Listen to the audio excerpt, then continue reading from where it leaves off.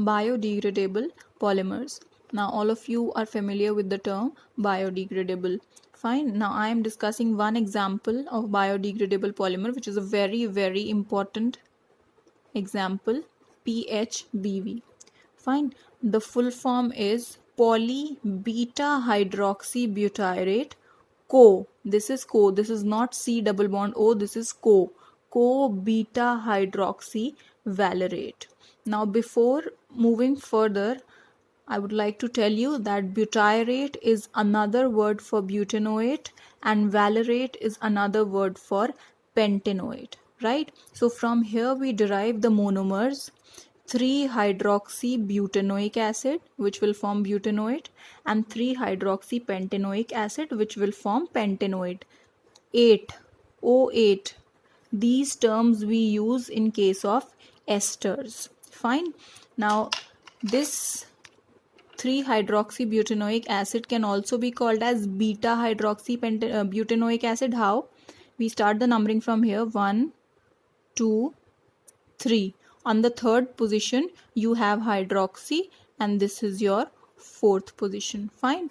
If this is the functional group, then this will be your alpha position and this will be your beta position. On the beta position you have hydroxy, which says beta hydroxy. Fine. Similarly, starting from here, this is your functional group, this is your alpha position and this is your beta position. On the beta position you have the hydroxy group, right? So what it says, beta hydroxy valerate. Fine. Now this is yet another condensation polymer where you remove water molecule OH from COOH and H from OH. Similarly, H from this side and OH from this side.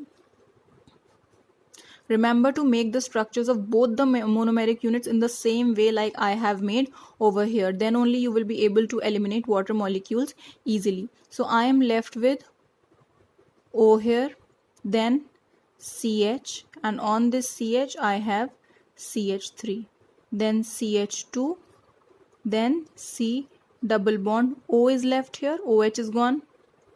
Then this CO is connected to this O. Fine.